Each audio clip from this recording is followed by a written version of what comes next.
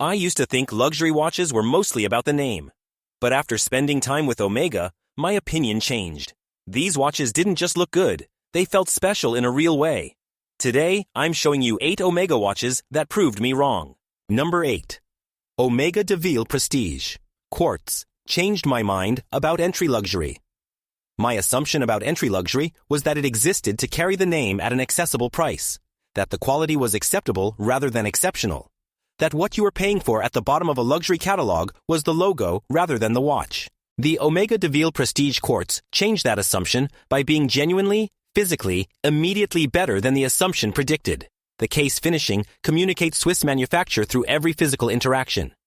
The crown action, the weight, the quality of contact between the bracelet and the clasp. The dial sits behind the crystal with a refinement that entry luxury is not supposed to deliver. The wearing experience changed how I thought about what entry luxury could be. Not a compromise at the bottom of a range, but a complete watch that happened to be the most accessible version of something excellent. My assumption about entry luxury was wrong. This watch was the evidence. Number 7. Omega Seamaster Aqua Terra. Changed my mind about versatility. I believed that versatile watches were compromised watches. That a watch designed to work everywhere necessarily worked nowhere with full conviction, sacrificing the specificity of purpose that made dedicated tool watches and dedicated dress watches each excellent on their own terms. The Omega Seamaster Aqua Terra changed this belief by working everywhere with complete conviction. The teak pattern dial reads as sporty and formal simultaneously without resolving into either. The 150-meter water resistance is legitimate. The master chronometer movement is genuinely excellent. Wearing it to a morning meeting, a lakeside afternoon, and a dinner reservation in the same day, and finding it equally appropriate at all three, was not the experience I expected. The watch did not compromise to fit those contexts. It simply belonged in all of them. My belief about versatility was wrong. The Aqua Terra demonstrated the correction across a single day. Number 6. Omega Constellation Globemaster. Changed my mind about certification. My assumption about watch certifications was that they were marketing language dressed as technical specification. That the difference between COSI chronometer and uncertified movements was real but modest, and that the premiums charged for certified movements reflected brand positioning more than the practical difference in daily timekeeping accuracy. The Omega Constellation Globemaster changed this assumption by holding master chronometer certification from METAS, a standard more demanding, more independently administered, and more practically meaningful than COSC, at a price where the certification felt genuinely connected to the object, rather than strategically attached to its marketing. Wearing a watch with 15,000 Gauss magnetic resistance and METAS-certified accuracy is a daily wearing experience that changes your relationship to what precise timekeeping means on a wrist. My assumption about certification was reductive. The Globemaster showed me what the real standard feels like. Number 5. Omega de Ville. Tresor Manual Wind. Changed my mind about dialcraft. I believed that dialcraft at a meaningful level required pricing that reflected the scarcity of the skill. That guilloche work, enamel, and other traditional dial production techniques were correctly priced at the levels that Swiss manufacturers charged for them because the craft was genuinely rare, and the rarity honestly reflected in the number.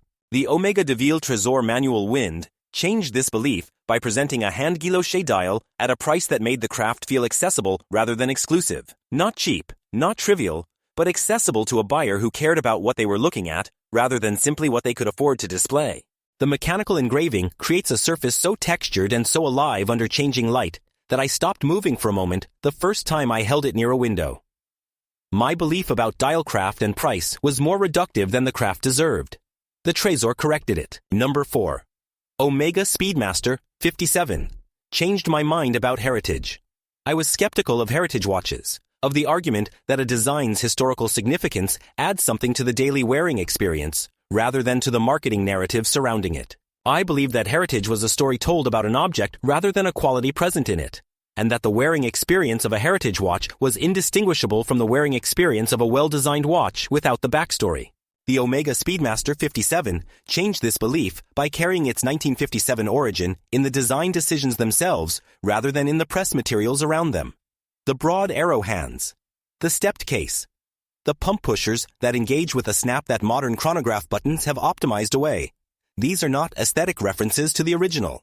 They are the original, preserved because they were right, not because heritage demanded their preservation. Wearing it, the 1957 is present. My skepticism about heritage was wrong about where heritage actually lives. Number 3. Omega Seamaster 300. Changed my mind about tool watch beauty. I held a division in my mind between tool watches and beautiful watches, a belief that the highest expression of tool watch design was functional clarity at the expense of aesthetic pleasure, and that the watches I found most beautiful were the ones that had moved furthest from their original utilitarian purpose towards something purely visual. The Omega Seamaster 300 dissolved this division. The sandwich dial with its bold loom plots is the most immediately legible dive watch dial I have encountered, and simultaneously one of the most beautiful dials I have encountered at any price. The vintage-inspired case carries the 1957 original's weight with a completeness that makes beauty and purpose feel not like competing priorities, but like expressions of the same intention. A tool watch that is also beautiful is not a tool watch that has been dressed up. It is a tool watch whose designers understood that function executed perfectly is its own form of beauty. The Seamaster 300 is the proof. Number 2. Omega Speedmaster Professional Moonwatch. Changed my mind about what objects can carry. I did not believe that an object could carry history the way that people say historical objects carry history. That the association between a physical thing and a documented moment was felt rather than narrated, present in the wearing rather than accessed through the reading. The Omega Speedmaster Professional Moonwatch changed this belief. The manually wound caliber 1861. The Hezolite crystal that scratches and becomes personal. The black dial with its 3 white registers. None of it is different from countless other chronographs in design terms. And wearing it, knowing specifically what this watch is and what it did and where it went, produces something that design alone cannot produce. The physical sensation of holding something that was there. Not near there. There. On the surface of the moon. On the wrist of the second human being to walk on it. That is not a story. That is a fact carried in an object. I did not believe objects could do this. The Moonwatch proved I was wrong. Number 1. Omega Seamaster Diver. 300M. Changed my mind about everything.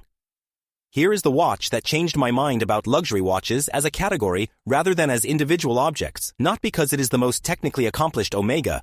The Speedmaster's history and the spring drive's accuracy make competitive claims. Not because it is the most beautiful. The Tresor's guilloche and the Seamaster 300's sandwich dial are equally deserving of that conversation. But because the Seamaster Diver 300M is the watch where everything Omega has been building toward arrives simultaneously and completely. The wave pattern dial that is more beautiful in person than in any photograph. The master chronometer certification that is more demanding than any competing standard. The coaxial escapement that represents a genuine mechanical advance.